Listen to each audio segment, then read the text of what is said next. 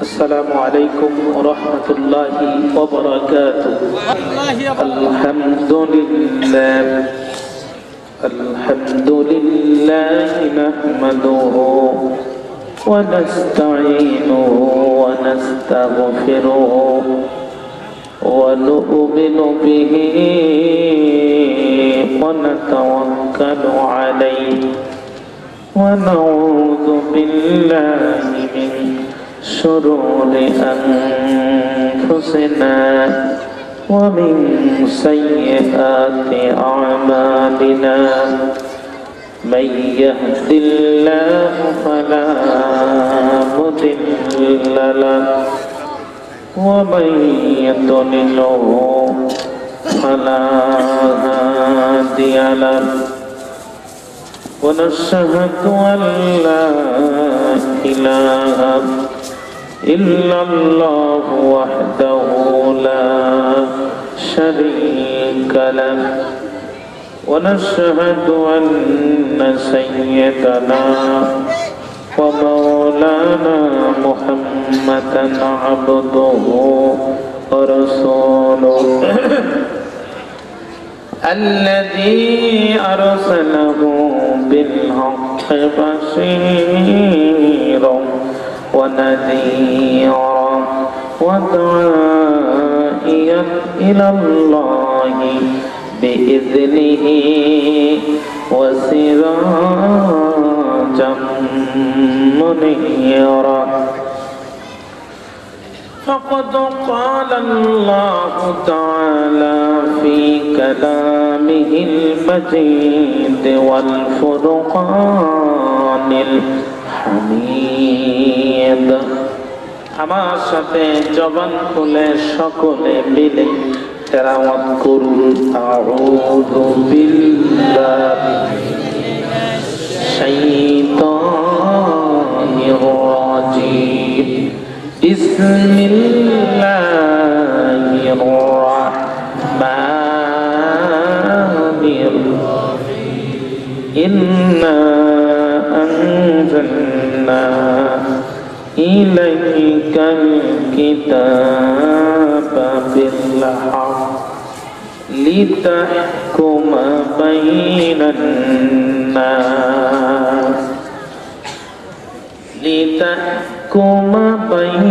الناس بما أراك الله إلى آخر آيات.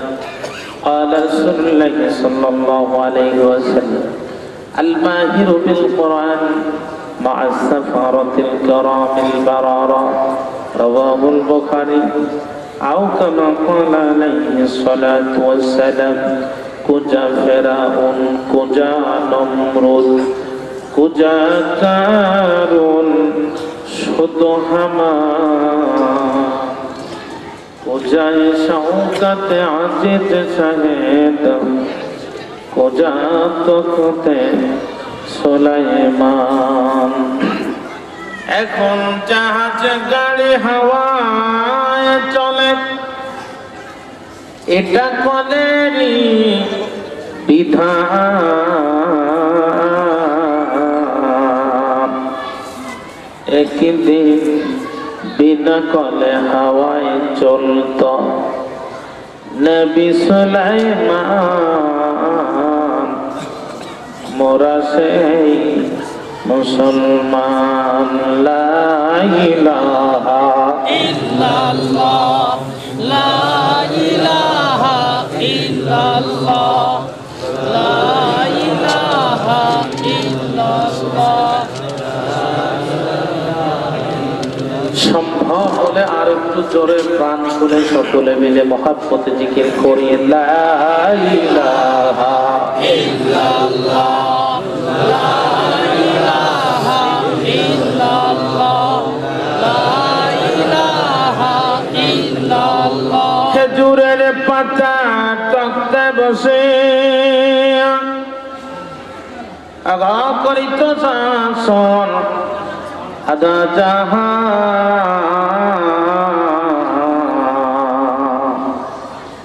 সেই মুসলমান আজ ঘুমিয়ে বেহুশ তামাম দুনিয়ায় ঝড় তুফান লা ইলাহা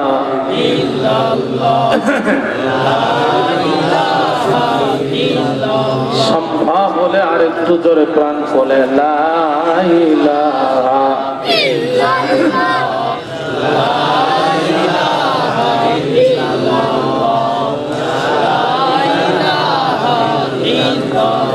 যাদের ভয়ে নত হয়ে ভয়ে যাদের নত হয়ে কত সকল বেঈমান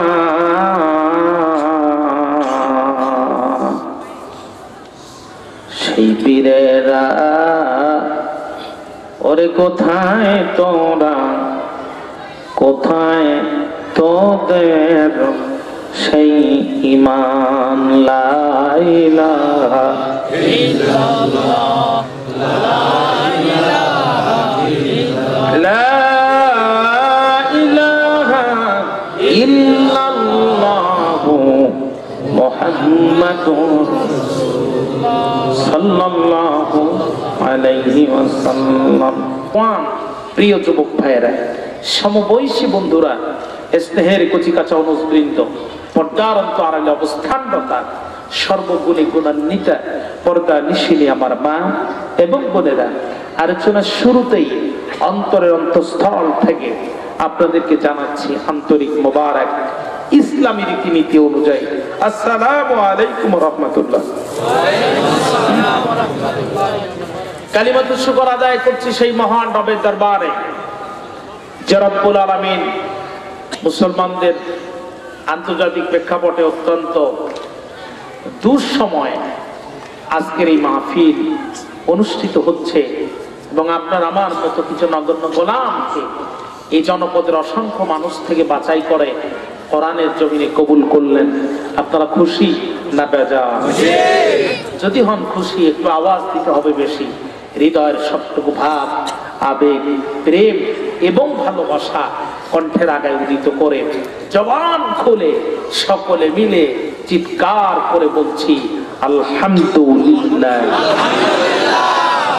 দুরুদ সালাম বিশ্ব মানবতার মুক্তির মহান দিশারি, নির্যাতিত মানবতার নবী, বঞ্চিত মানবতার নবী, উসওয়ায়ে হাসানা, ইমামুল আম্বিয়া, নবী সরকারে দো আলম মুহাম্মদ রাসূলুল্লাহ, যিনি এসেছিলেন মরু আরবের অসভ্য বর্বর নৃশংস একটি সমাজে, যেই সমাজের মানুষের মধ্যে প্রেমবোধ ছিল না, স্নেহবোধ ছিল না, ভালোবাসা বোধ ছিল না।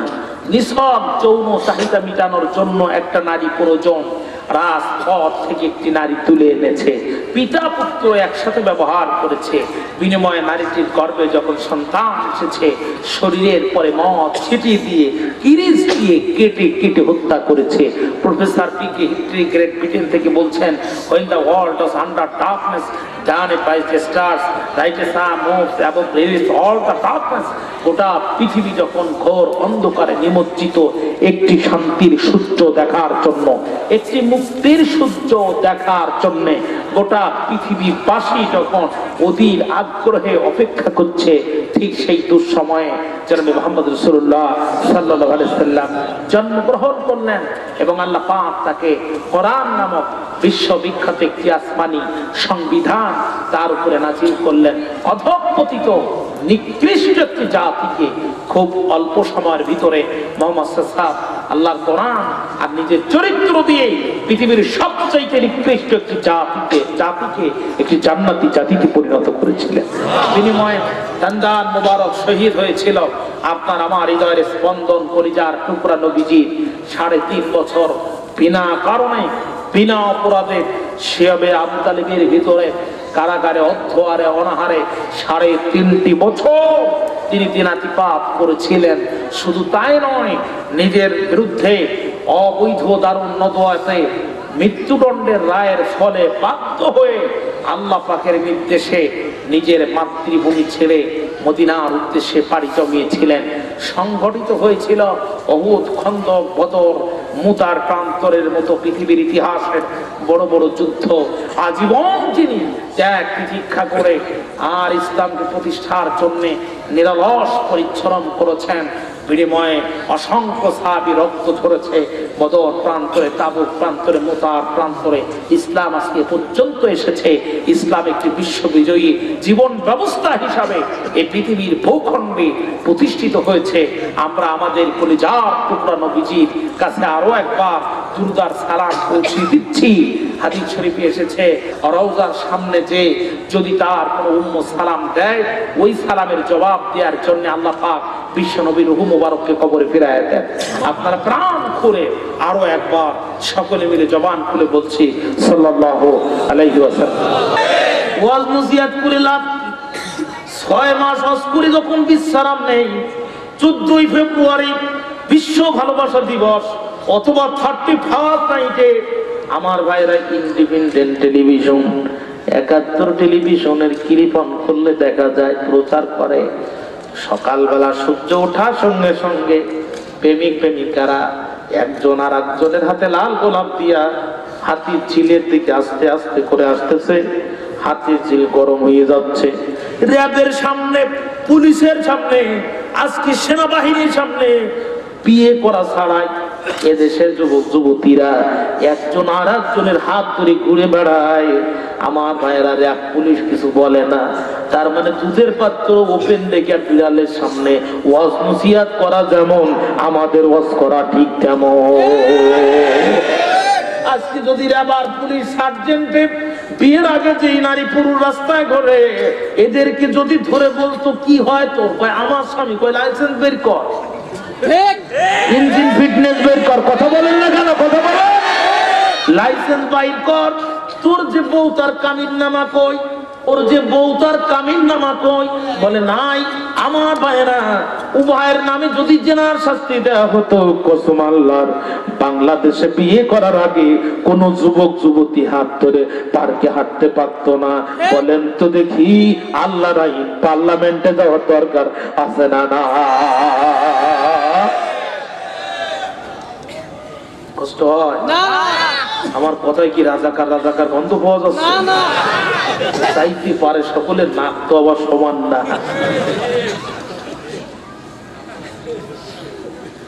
আমার মোবাইল নাম্বার 01721761045। গভীর রাত্রিতে এক মহিলা তার স্বামীর কাছে রিং দিবে, কিন্তু 45 এর জায়গায় হয়ে গেছে 46। উদাহরণ দেওয়ার জন্য বলছি, ধরে নেন 46 হয়ে গেল। বলেন তো দেখি, তার স্বামীর নাম্বার হচ্ছে 46, আমার নাম্বার হলো 45। 46 এর পরিবর্তে 45 যদি চাপ দেয়, স্বামীকে পাবে না আমাকে পাবে? কথা বলেন। আর আমারে যদি ফোন দিয়ে কয় তুমি কোথায়, এত রাত্রি বাড়ি আসো নাই কেন, আর আমার বউ যদি পাশে থাকে, কথাটা যদি শুনতে পায়, বলেন তো অবস্থা কেমন হবে? এমনি সারাতে হজ করি বাড়ি যেতে পারি না, কত অভিযোগ, পাম্প করতে দিয়ে থামানো লাগে। তারপরও যদি আবার এই কাহিনী শোনে, সংসারে ঝামেলা হবে কিনা? সামান্য একটি নাম্বার ভুলের কারণে যদি আর একজনের কাছে যায়, নিজের স্বামী না পাওয়া যায়, যার কাছে গেল তার সংসারে ঝামেলা হয়। আল্লাহর আইন বাদ দিয়া মানব রচিত আইন দিয়ে বিচার করলে শান্তি পাবা, এই চিন্তা পাইলে কোথায়? বন্ধুরা আমার, চোখের পানি রাখতে পারি না। পত্রিকায় দেখলাম এই তো নভেম্বরের লাস্ট উইকের ঘটনা, রংপুরের বদরগঞ্জে 3 মাসের বা 3 বছরের শিশু বাচ্চা, লজ্জাস্থান ছোট, এই জন্য বেলেট দিয়ে কেটে কেটে তাকে দর্শন করার চেষ্টা করা হলো। আমি আল্লাহর কোরআন একা একা যখন কোরআনের আয়াত আর বাস্তবতাকে নিয়ে গবেষণা করি, আল্লাহর কসম আমার মাথায় কাজ করে না। I cannot control my emotion, আমি আমার আবেগকে ধরে রাখতে পারি না। আল্লাহর কোরআন বলছে, আয-যানিয়াতু ওয়াজ-যানি ফাজলিদু কুল্লা ওয়াহিদিম মিনহুমা, জেনাকারিনী আর জেনাকার যদি ধরা পড়ে বিবাহিত অবস্থায় এক শাস্তি, অবিবাহিত অবস্থায় আর এক শাস্তি। ইসলাম বলছে অবিবাহিত অবস্থায় যদি কেউ জেনা করে ওকে ধরো, এরপরে শরীরের পরে 100 চামড়ার বেতের আঘাত করো, আর সেই বেতের আঘাতের পরে যদি মারা যায় মৃত্যু দেহের পরে আরো 20টি আঘাত করো। আর বিবাহিত অবস্থায় যদি জেনা করে শরীরের বুক পর্যন্ত মাটির মধ্যে গেড়ে পাথর নিক্ষেপ করো, ততক্ষণ মৃত্যুবরণ করবে না যতক্ষণ। এই শাস্তি যদি আজকে বাংলাদেশের যুবক যুবতীদেরকে দেওয়া হতো, 3 বছরের বাচ্চার লজ্জাস্থান কেটে কেটে দর্শন করা তো দূরের কথা, জাহাঙ্গীরনগর বিশ্ববিদ্যালয়ে 100 নারীর ইজ্জত লুণ্ঠন করে মিষ্টি বিতরণ করা তো দূরের কথা, কসম আল্লাহর বাংলাদেশের লম্পট পুরুষদের স্বপ্ন দোষ বন্ধ হয়ে যেত। যে দেশের প্রধানমন্ত্রী নারী, সংসদের বিরোধী দলীয় নেত্রী নারী, স্বরাষ্ট্রমন্ত্রী নারী, সাবেক পররাষ্ট্রমন্ত্রী নারী, সাবেক স্বরাষ্ট্রমন্ত্রী নারী, সংসদে দাঁড়ায় কথা বলবে পুরুষ লোক, অনুমতি দেবে যিনি, নিজেও মহিলা তিনি। সারা জীবন মাঠে ঘাটে ক্ষেত আর খামারে নাঙ্গলের খুঁটা ধরে হাল চাষ করে হাতের চামড়া তুলে ফেললো পুরুষ লোক, শেষ পর্যন্ত সেই কৃষি মন্ত্রীর মেয়ে লোক। তারপরও 3 বছরের বাচ্চা ধর্ষণ বন্ধ হয় না। আমি গবেষণা করে দেখেছি, আজকে বাংলাদেশের পুরুষরা যদি বলে আমরা ইউনিয়ন পরিষদে দাঁড়াবো না, আমরা এমপি পদে দাঁড়াবো না, সব দায়িত্ব মহিলাদের কাছে দিলাম, ইউনিয়ন পরিষদের চেয়ারম্যান নারী, এমপি নারী, সচিব নারী, মিনিস্টার নারী, প্রধানমন্ত্রী তো আছেই নারী, প্রেসিডেন্টও নারী, 3 বাহিনীর প্রধান নারী হয়। আল্লাহর কসম করে বলছি, আর আল্লাহর কোরআনকে যদি মসজিদের 4 দেয়ালের মাঝে বন্দী করে রাখেন, কসম আল্লাহর, কিয়ামতের 1 মিনিট আগে নারী ধর্ষণ বন্ধ হবে না। যেই দেশের প্রধানমন্ত্রী, বিরোধী দলীয় নেত্রী নারী হওয়ার পরও নারী ধর্ষণ বন্ধ হয় না, বোঝা গেল বাবার চাচার আইন দিয়া ধর্ষণ বন্ধ করা যাবে না। ধর্ষণ বন্ধ করতে হলে আল্লাহর কোরআনের বিচার দরকার। এজন্য আল্লাহ বলছেন ইযা হাকামতুম বাইনান নাস আন তাহকুমু বিল আদল। মুফাসসির কেরামগণ লিখেছেন আই ইযা হাকামতুম বাইনান নাস আন তাহকুমু বিল কোরআন। কথা বুঝতে পেরেছেন? তাফসীরে এসেছে আল্লাহ পাক যে আদল করতে বলেছেন, ন্যায় বিচার করতে বলেছেন, পৃথিবীতে ন্যায় বিচার প্রতিষ্ঠিত হবে একমাত্র কোরআন দিয়ে। কোরআন দিয়ে ছাড়া পৃথিবীর কোন মতবাদ দিয়া ন্যায় বিচার প্রতিষ্ঠিত হতে পারে না। কোরআনের বিচার সুপ্রিম কোর্টে নাই, কোরআনের বিচার জজ কোর্টে নাই। এই জন্য আজকে 1 বিঘা জমির রায় আনতে 3 বিঘা জমির টাকা খরচ করা লাগে। কথা বলেন ঠিক কিনা?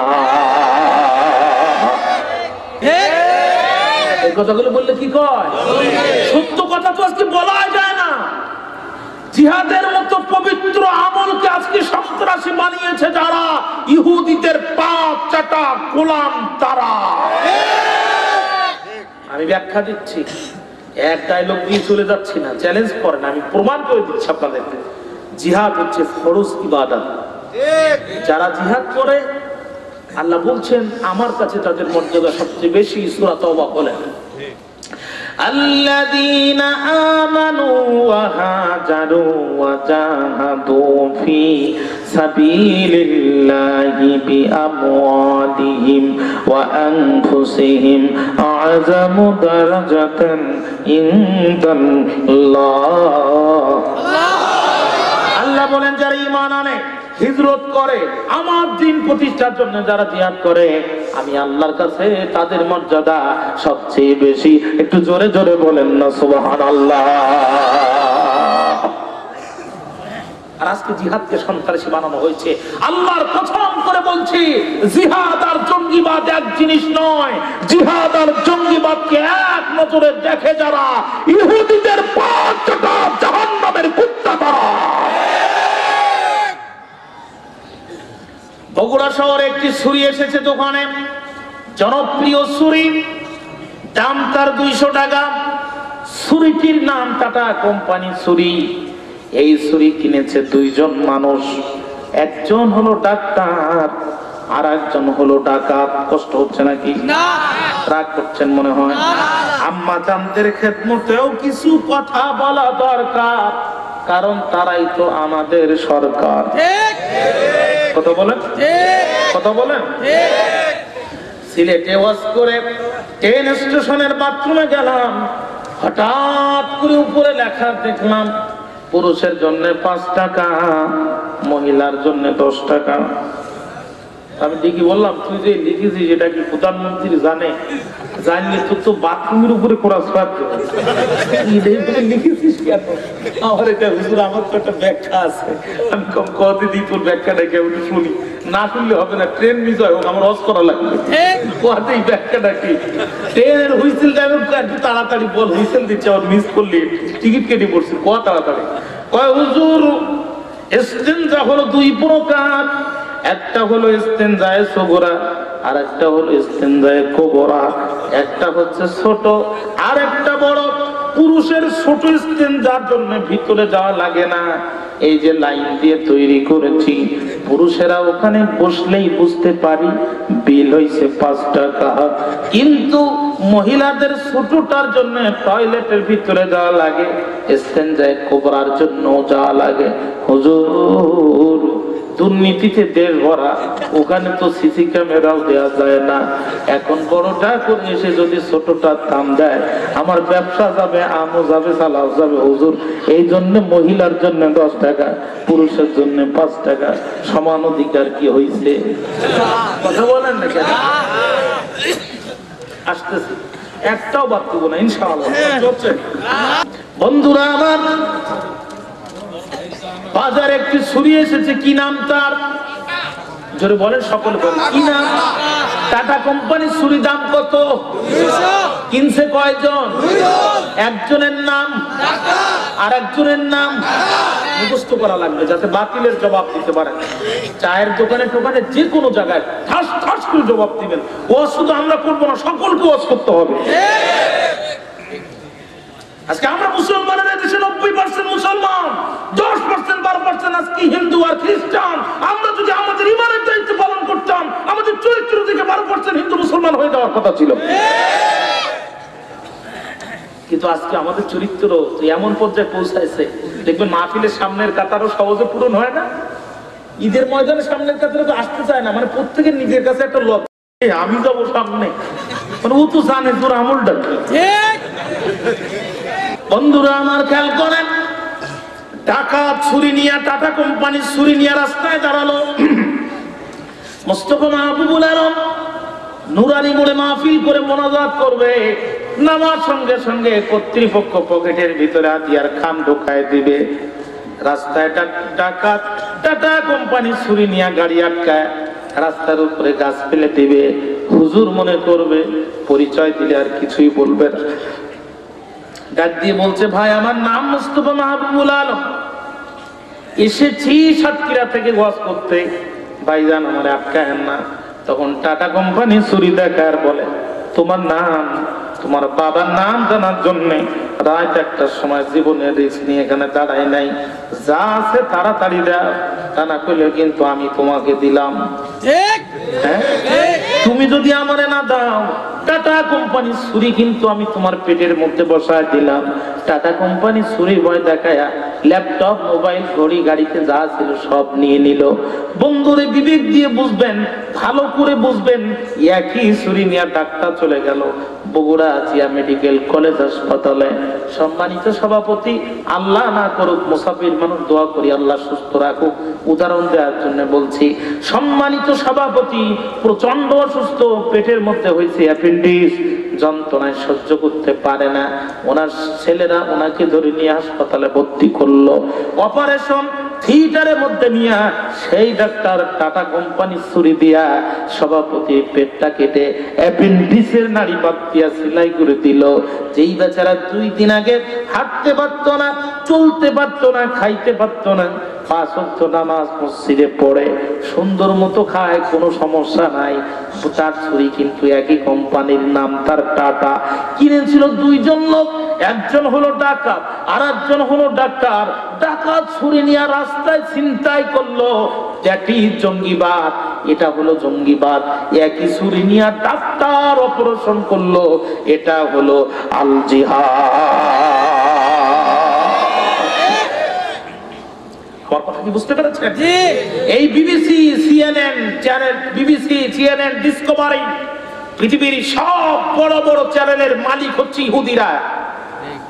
আজ ইহুদিরাই তাদের প্রিন্ট এবং ইলেকট্রনিক মিডিয়া দিয়ে মুসলমানদেরকে সন্ত্রাসী বানিয়েছে। আমি আসতেছি আলোচনায়।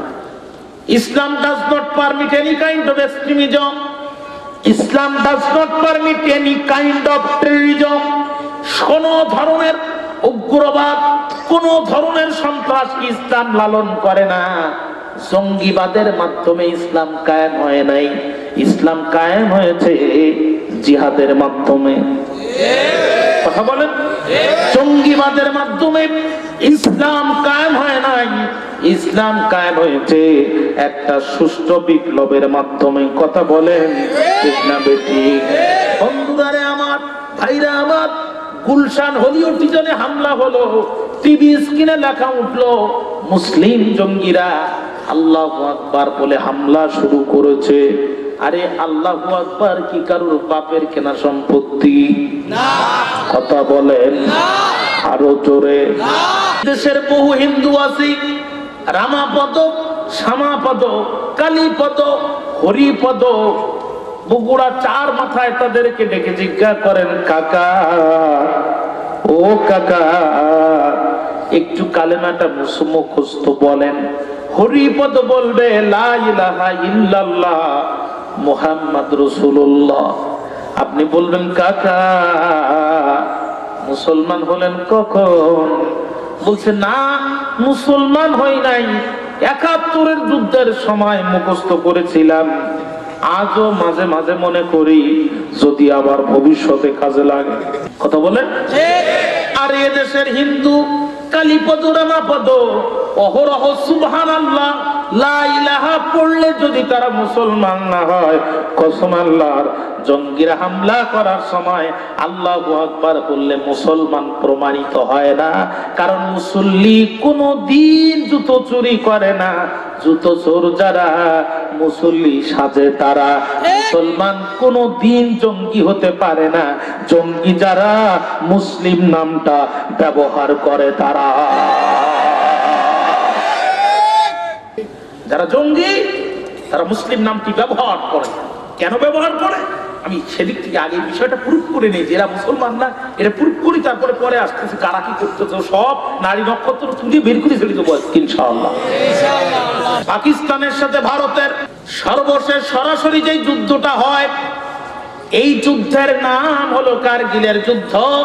জোরে বলেন কিসের যুদ্ধ? আরো জোরে বলেন। কারগিলের যুদ্ধে পাকিস্তানের সেনাপতি ছিলেন যিনি, জেনারেল পারভেজ মোশাররফ, তিনি।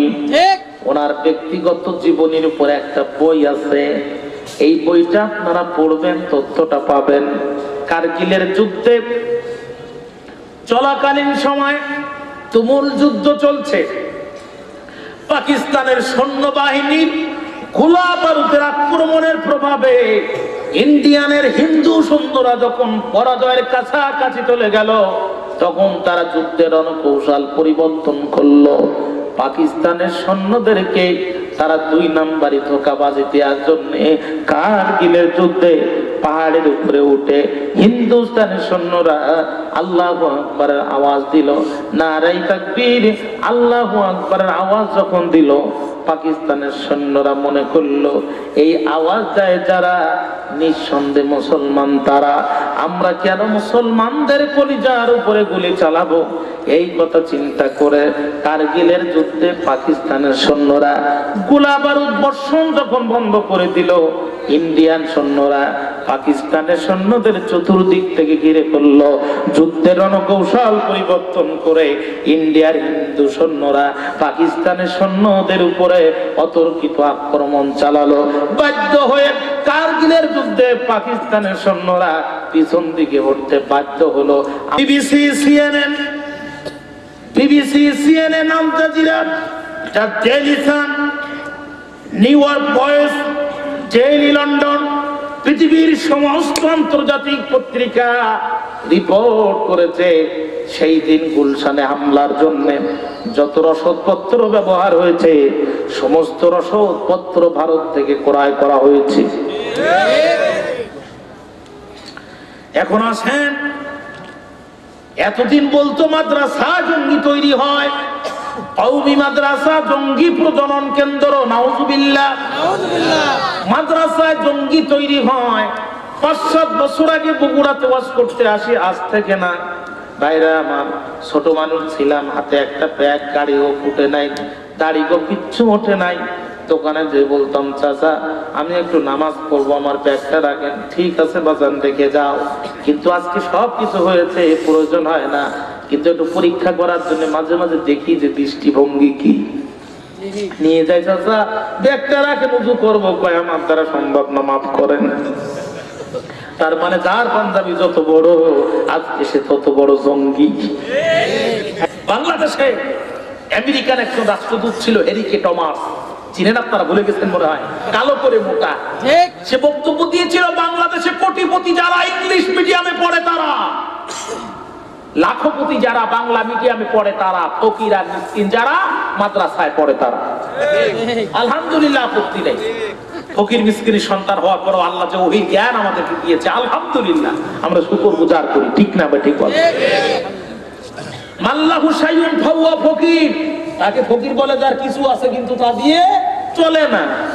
মাল্লাহু লা শাইউন ফাহুয়া মিসকিন, যার ঘর বাড়িও নাই, কিচ্ছু নাই, ওরে রাতে কি খাবে এটাও নাই, তাকে বলা হয় মিসকিন।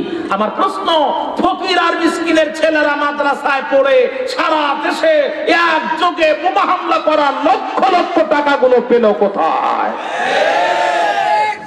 কোথায় পাইছে টাকাগুলো? এরা তো ফকির, এরা তো মিসকিন। মানুষের বাড়ি ধান আর চাউল না হলে এদের মাদ্রাসা চলে না। তাহলে কোটি কোটি টাকা এরা পাইলো কোথায়? হিসাব বাহির করো, এদেশে জঙ্গি কারা আমদানি করেছে, এটা প্রমাণিত হয়ে যাবে।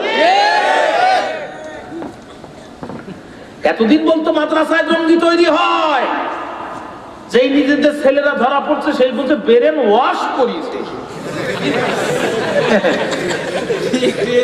তার মানে ঘটনা হচ্ছে, ওই গ্রামে এক লোক না খেতে পেরে প্রচন্ড ক্ষুধা, চাউল টাউল নাই, 7 দিন খায় না।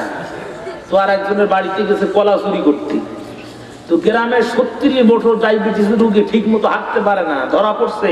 ওই রুগী, ডায়াবেটিস রুগী বাসকল নিয়ে লাফায় ওরে বাসকল দেওয়ার জন্য। আর একই গ্রামে চেয়ারম্যানের ছেলে যখন যুবতী নারীর ওড়না ধরে টান দেয়, তখন বিচারে মাথায় হাত বুলায় সেই লোক, আর বলে বাবা দুষ্টামি করতে নেই। গরিব মানুষ কলা চুরি করলে বাসকল নিয়ে যায়, আর চেয়ারম্যানের ছেলে যুবতী নারীর ওড়না টান দিলে ওটা দুষ্টমি হয়। হ্যাঁ, দুষ্টমি হয়। কথা কয় না, কথা কয় না, কথা কয় না। মাদ্রাসায় জঙ্গি তৈরি হয়, আর নিজেদের ছেলেরা যারা বলে, যারা জঙ্গি বলে কোরআন এবং হাদিসের আলেমদেরকে গালি দেয়, হিসাব করে দেখেন এরাই তারা, এদের বাবারা জঙ্গি বলে গালি দিয়েছে, গুলশানে হামলা করেছে তারা, তাদের সন্তানেরাই হামলা করেছে। হামলার 4 দিন পরে আমি আমার থানা কালীগঞ্জে গেলাম, খুব ভয়ে ভয়ে একটা পুলিশ ক্লিয়ারেন্স নিতে, যে আমি একটু দেশের বাইরে যাব, একটু মিডল ইস্টে যাব, আমাকে একটু পুলিশ ক্লিয়ারেন্স দেন। পুলিশ অফিসার আমাকে বলে, আপনি কি আইএসএ যোগ দেবেন? কাম খেয়েছি, এটা তোমার নতুন বিপদ। এমনি তো নাম সাতক্ষীরা শুনলে 22টা মামলা 35 সূত্রে পাওয়া। কথা বুঝতে পেরেছেন? আপনারা 35 সূত্রে জমি জায়গা পান আর আমরা 35 সূত্রে মামলা পাই। তো এমনি তো সাতক্ষীরা একটা নামে অ্যালার্জি আলাদা রকম আছে। তো হিসাব কিতাব করে দেখলাম এখন বাঁচতে গেলে আর সারা দেশে মাহফিল করতে গেলে গোপালগঞ্জে জমি কেনা ছাড়া বিকল্প রাস্তা নেই। এই জন্য এক বন্ধুকে বলেছি যে কম টাকায় শতক 2 জায়গা দেখ, আমি একটা জমি কিনে একটা আইডি কার্ড করি, তা নাহলে তো চলতে পারতেছি না। কথা বুঝতে পেরেছেন? পুলিশ অফিসার আমার একবার আইএসএ যোগ দিতে যাবেন, আমি চিন্তা করলাম এখানে তো ভয় খালি সমস্যা আছে, আর বক্তা মানুষ সারা দেশ ঘুরছি, দেশ বিদেশে কিছু একটু সাহস তো আছেই। আমি একটু জোর করে বললাম, স্যার, সবাই টাকায় পড়ছে আমার দিকে, আল্লাহ আমাদের নিজে হাতে বাঁচাইছে। বলছে কেন? আমরা স্যার জঙ্গি আর মাদ্রাসায় নেই, সব বিশ্ববিদ্যালয়ে দৌড় বেরিয়েছে। গুলশানে যারা হামলা করেছে ইতিহাস খুঁজে দেখেন, এদের বাপরাও কোনোদিন মাদ্রাসা পড়ে নাই। আজকে গুলশানে যারা হামলা করেছে তারা যদি মাদ্রাসার ছাত্র হতো, রাতারাতি বাংলাদেশের সমস্ত মাদ্রাসাগুলোরা বন্ধ করে দিত। জঙ্গিদের উদ্দেশ্য যদি ইসলাম কায়েম হয়, তো তুই তো হামলা চালাবি আগে ইসরায়েলে যাই, তুই সোলাকিয়ার ঈদগাহ মাঠে নামাজে হামলা চালাবি, তোর এই ফতুয়া কোন জায়গায় পাইছিস? কথা বলেন না কেন? ইসরায়েল মুসলমানদের দ্বিতীয় কাবা বাইতুল মাকদাস দখল করেছে, হামলা যদি চালাতে হয় তুই জঙ্গির বেটা ইসরায়েলে হামলা চালা। তুই কেন মুসলমানদের ঈদগাহে হামলা চালাস? হামলা যদি চালাতে হয় মায়ানমারে হামলা চালা। আপনারা দুইটা জিনিস কোনোদিন শোনেন নাই, একটা হচ্ছে কুত্তা তার নিজের লেজে কামড়ায় না, আর ইসরায়েলে কোনোদিন বোমা হামলা হয় না। কুত্তা কোনোদিন তার নিজের লেজে কামড়ায় না, আর ইসরায়েলে কোনোদিন বোমা হামলা হয় না, কারণ গোটা পৃথিবীর সন্ত্রাসের জন্মদাতা হচ্ছে অভিশপ্ত ইহুদির বাচ্চারা। এরা আল্লাহর পক্ষ থেকে অভিশাপ প্রাপ্ত। পৃথিবীতে একটা কুত্তার থাকার নির্দিষ্ট জায়গা আছে, এটা ইহুদির নির্দিষ্ট মাতৃভূমি বলে কোনো জায়গা নাই। এই অভিশপ্ত শয়তান জাহান্নামের কুখ্যাত কীট, পৃথিবী ধ্বংসের ষড়যন্ত্রকারী এই ইহুদির গোলামের বাচ্চার গোলামরা পৃথিবীতে জঙ্গিবাদ আর সন্ত্রাস সৃষ্টি করেছে সরল মনা মুসলমানদেরকে ধোঁকা দেওয়ার জন্য। করেছিল যারা মুসলমানরা শিক্ষিত না হতে পারে, মুসলমানরা ডিসি না হতে পারে, মুসলমানরা ওসি না হতে পারে, মুসলমানরা সচিব না হতে পারে, এই কুখ্যাত হিন্দুরা সেই দিন বিরোধিতা করেছিল। আজকে বাংলাদেশে মুসলিম নামধারী কিছু বুদ্ধিজীবী যারা বুদ্ধি বিক্রি করে এদেশের বিশ্ববিদ্যালয়ের সিলেবাস থেকে কোরআন আর হাদিসকে বিদায় দিয়েছে, যার কারণে আজকে জঙ্গিবাদের উত্থান হয়েছে। এই বুদ্ধিজীবীদের মাথায় জুতা পিটা করে বঙ্গোপসাগরে নিক্ষেপ করা দরকার। আজকে যদি বিশ্ববিদ্যালয়গুলোতে 50 মার্কের কোরআন আর 50 মার্কের হাদিস থাকতো, এই কোমলমতি সোনার সন্তানেরা কোনোদিন জঙ্গিবাদে নাম লিখাতে পারত না। কথা বলেন না কেন? পৃথিবীতে বিশ্ববিদ্যালয় তৈরি করে একটা জাতিকে শিক্ষিত করা যায়, এই দৃষ্টান্ত পৃথিবীতে মুসলমানরা সৃষ্টি করেছে। বিশ্ববিদ্যালয় পৃথিবীর ইতিহাসে মুসলমানরা তৈরি করেছে। কথা বলছেন না কেন? পৃথিবীর প্রথম বিশ্ববিদ্যালয় দারুল উলুম তিউনিসিয়া, এটা পৃথিবীর প্রথম বিশ্ববিদ্যালয় মুসলমানরা তৈরি করেছিল। আজকে যে ইউটিউবে ঢুকবেন, ইন্টারনেটে সার্চ দিবেন, দ্য ফার্স্ট বিশ্ববিদ্যালয় অফ ওয়ার্ল্ড, ইন্টারনেটে সার্চ দিবেন, মুসলমানদের তৈরি করা তিউনিসিয়ার বিশ্ববিদ্যালয় এসে যাবে। পৃথিবীর দ্বিতীয় বিশ্ববিদ্যালয় ছিল না, মেট্রোপলিটন ইউনিভার্সিটি অফ লন্ডন সেদিন ছিল না, মুসলমানরা তৈরি করেছে পৃথিবীর প্রথম বিশ্ববিদ্যালয়। জামিয়া আল আজহার বিশ্ববিদ্যালয়ের বহু ডিপার্টমেন্টে আমি ঘোরাঘোরা করেছি। কুল্লিয়াতুত তিব্বি, তার মানে যারা তবিব হতে চায়, যারা ডাক্তার হতে চায়, যারা কি বলে যারা ডাক্তার হতে চায়, চিকিৎসক হতে চায়, কমসে কম 25 পারা কোরআন তাদের মুখস্থ থাকতে হবে, তা না হলে মেডিকেল ডিপার্টমেন্টে তারা চান্সই পাবে না। যারা মুহান্দিস হতে চায়, ইঞ্জিনিয়ার হতে চায়, 24 পারা কোরআন মুখস্থ থাকতে হবে। একটা ছেলে আজকে যদি ইউনিভার্সিটিতে 100 মার্কের কোরআন, 100 মার্কের শরিয়া, 100 মার্কের হাদিস থাকতো, একটা ছেলে ডাক্তার হতো, সাথে সাথে একজন বড় আলেম হতো, একটা ছেলে ইঞ্জিনিয়ার হতো, সাথে সাথে একজন বড় আলেম হতো, একটা ছেলে ওসি হতো, একজন আলেম হতো, নিজের বাবার জানাজায় দাঁড়িয়ে নিজেই ইমামতি করতো, ও দুর্নীতি দমন কমিশনের চেয়ারে বসে কোনোদিনও দুর্নীতি করতে পারতো না। কি শিক্ষাই কোরআনে! এই কোরআনের শিক্ষা ব্যবস্থা আজকে না থাকার কারণে দেশ আজকে দুর্নীতি আর সন্ত্রাসে ভরে গেছে। আজকে ফার্স্ট ক্লাস ফার্স্টের অভাব নাই, মেধাবীদের অভাব নাই। বাংলাদেশের ছাত্ররা আজকে আমেরিকার নাসাতে চাকরি করছে, তারা আজকে নাসার বৈজ্ঞানিক হয়েছে। বাংলাদেশের ছাত্ররা মেধার অভাব নাই, কিন্তু কোরআন আর হাদিসের শিক্ষা না থাকার কারণে সভ্যতার পালাই নাই, দুর্নীতিতে ভরপুর হয়ে গেছে। ভাইরা আমার, এই কোরআন 1000 বছর পূর্বে যেই হেরা গুহায় নাজিল হয়, এই হেরা গুহা ছিল আল্লাহ প্রতিষ্ঠিত একটি বিশ্ববিদ্যালয়। সেই বিশ্ববিদ্যালয়ের শিক্ষক ছিলেন যিনি আখিরি জামানার পয়গম্বর জনাবে মুহাম্মদ রাসূলুল্লাহ সাল্লাল্লাহু আলাইহি সাল্লাম ছিলেন তিনি। এই বিশ্ববিদ্যালয়ের সিলেবাস ছিল আল্লাহর কোরআন, আর ছাত্র ছিল হযরত ওমর আর আবু বকর। হযরত ওমর রাদিয়াল্লাহু তাআলা আনহু রানিং প্রেসিডেন্ট, আবু বকর রাদিয়াল্লাহু তাআলা আনহুর মৃত্যুর পরে বিরক্ত হচ্ছেন মনে হয় আপনারা।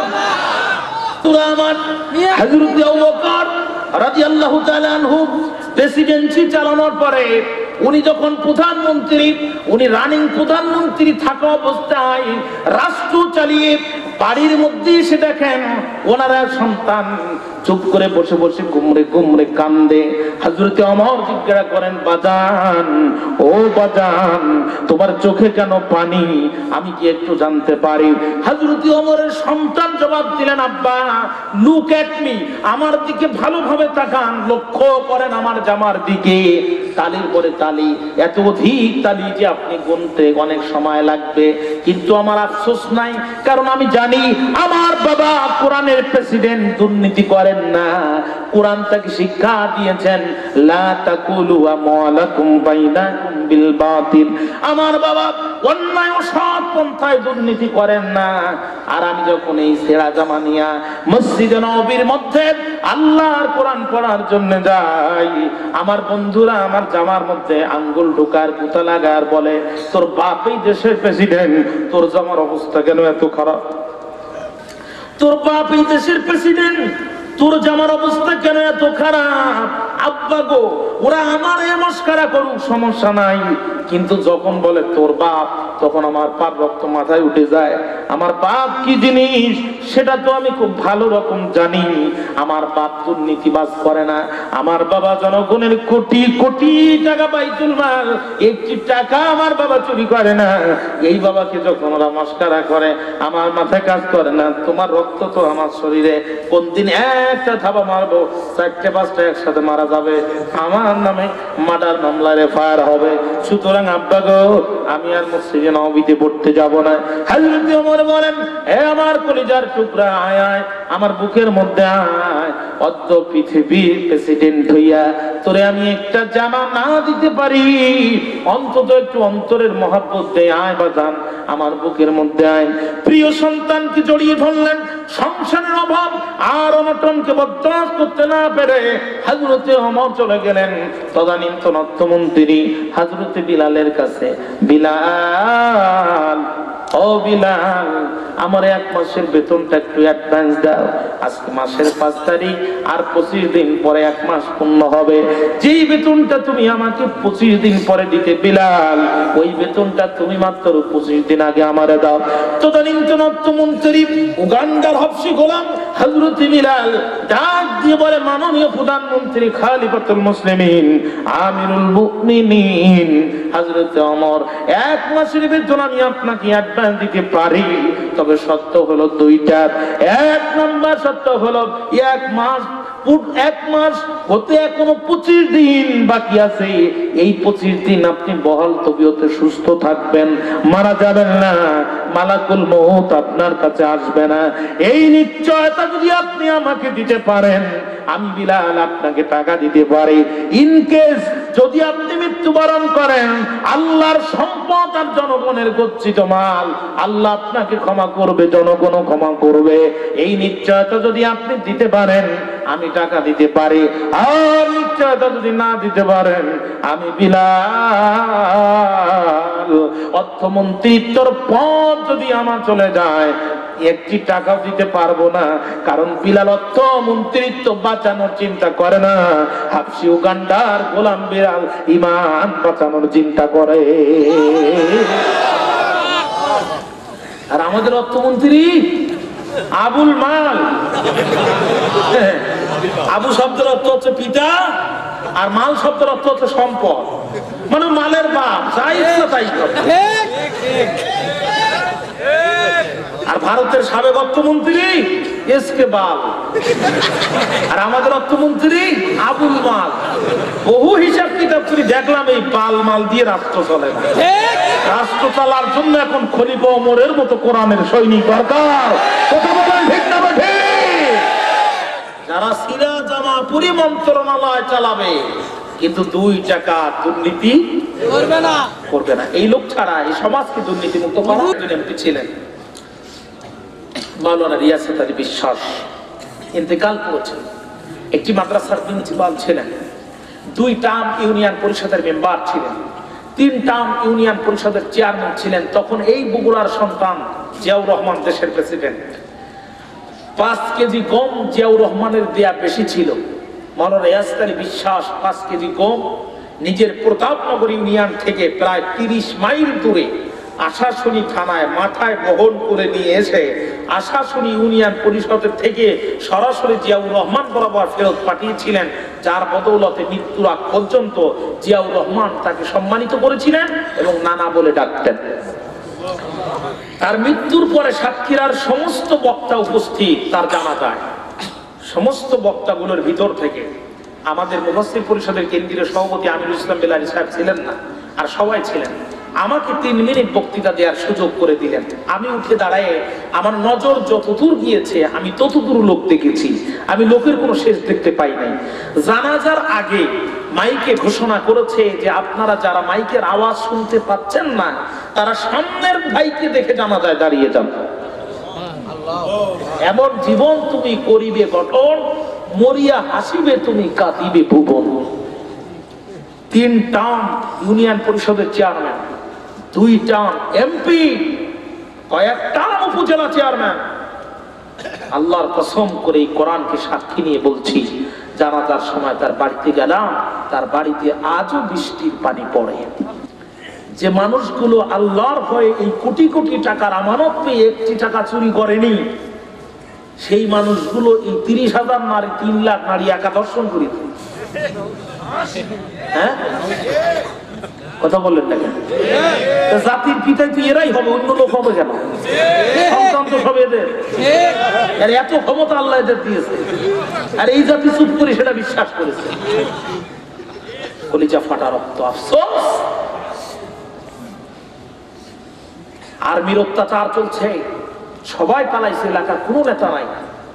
মাওলানা রিয়াসাত আলী বিশ্বাস সকালবেলা একটা স্যান্ডেল পরি একটা পান দিয়া ক্যাম্পের সামনে গেছে। যেই সৈনিককে বলছে তোমাদের সিও কোথায়, সৈনিক বলছে কোথায় চাচা মাজাইছে লুঙ্গি পরা, সিও রে খোঁজ করে, কই বাড়ি আপনার? আর সিও দিয়ে আপনি কি করবেন? তুমি মনে হয় আমার দেখি বেজার হয়েছে বাজান, আমি এলাকার 2-3 বারের এমপি মাওলানা রিয়াসাত। চাচা সালাম আলাইকুম। ঠিক আছে বাজান, তো সিও কে একটু কথা বলো। সিও কে সরাসরি যখন দেখলেন, সিও তো তাকায় আছেন তার। এটা কি অবস্থা? খলিফা ওমরের ইতিহাস আমরা বইতে পড়েছি। স্যান্ডেল পাই দিয়ে সাবেক একজন কয়েকটা এমপি আজীবন যিনি নেতা ছিলেন, সেই লোকটা একটা লুঙ্গি একটা সিরা জামা পাই দিয়ে সামনে দিয়ে বলছে, মাননীয় অফিসার, খারাপ লোকদেরকে ধরেন কিন্তু ভালো লোকদের গায়ে হাত দিয়ে না। এ সাহস অন্তরে তাদের থাকে যারা 2 টাকা দুর্নীতি করে না। আমি নীলফামারী ইপিজেটের সামনে ডিসেম্বরের ফার্স্ট উইকের দিকে একটা মাহফিল করলাম। তো আমি উপস্থিত জনতাকে বলছি যে এখানে আপনাদের এলাকার যিনি এমপি, তিনি কি এখান থেকে নীলফামারী শহর পর্যন্ত একা একা গভীর রাত্রে হেঁটে যেতে পারবেন? বলছে না। বললাম কেন? বলছে মারি দিবে। ওই এলাকার আঞ্চলিক ভাষা, মারি দিবে। আমি বললাম কেন মারি দিবে? ওরা জনগণের গম মারি দিছে, এই যে জনগণ পাইলে ওদেরকে মারি দিবে। খলিফা ওমর কারণ গম মারি দেয় নাই, খলিফা ওমরকেও কেউ মেরে দেয়নি। ঠিক বলেন? এই কলিজায় সাহস শুধু তাদের আছে তারা দুর্নীতির কাছে মাথা নত করে না। মাওলানা রিয়াসাত আলী বিশ্বাস যখন ওসি সাহেবকে সিও সাহেবকে এই কথা বললেন, একজন ব্রিগেডিয়ার জেনারেল মাওলানা রিয়াসাত যখন রুম থেকে চলে আসে তখন ব্রিগেডিয়ার জেনারেল নিজে হাতে মাওলানা রিয়াসাতের পায়ে জুতা পরায় দিতে বাধ্য হয়েছে। ইতিহাস। আমাদের চুয়াডাঙ্গার একজন এমপি ছিলেন মাওলানা হাবিবুর রহমান, অত্যন্ত জনপ্রিয়, দক্ষিণবঙ্গের শ্রেষ্ঠ আলেম। এত ভালো বক্তৃতা করতে পারতেন যে রান্নাঘর থেকে জাতিসংঘ পর্যন্ত বোঝাতে 3-4 মিনিট সময় লাগতো। বক্তৃতার গাঁথনি এবং ভাষার উপস্থাপনা, সাবলীলতা এতই সুন্দর ছিল তার ভাষার শৈলী, যেটা কল্পনা করার মতো না। রত্ন তো একটার পর একটা বিদায় নিচ্ছে, এটা কিয়ামতের লক্ষণ, কিন্তু ওই রত্ন তৈরি হচ্ছে না। মাওলানা হাবিবুর রহমান যদি শুনে যে তারা বক্তৃতা করবে, কেডা কোন দল দেখাতে কি নাই, হাবিবুর মাওলানার বক্তব্য শোনার জন্য ঝাঁকে ঝাঁকে মানুষ উপস্থিত। এত সুন্দর বক্তৃতা করতে পারতেন। 90 পার্লামেন্টে তারা আল্লাহর জমিনে আল্লাহর আইন কেন বাস্তবায়ন করা লাগবে, এই টপিক্সের উপরে মাওলানা হাবিবুর রহমান বক্তৃতা করলেন। স্পিকার বললেন আপনার সময় 10 মিনিট। হাবিবুর রহমান সাহেব বললেন স্যার, আমি বিষয়টা আল্লাহর আইনের সাথে সম্পৃক্ত, এই মানব রচিত সমাজে এই আইনটা বোঝাতে গেলে আমার একটু সময় লাগবে। স্পিকার বলে তো সময় বুঝি না, 10 মিনিটের ভিতরে শেষ করে।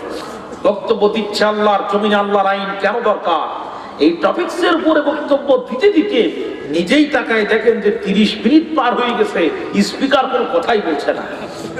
তখন তিনি নিজেই স্বেচ্ছায় স্পিকারকে বলছেন, মাননীয় স্পিকার আমার সময় কতটুকু? বলছে হুজুর 10 মিনিটের ভিতরেই শেষ করেন।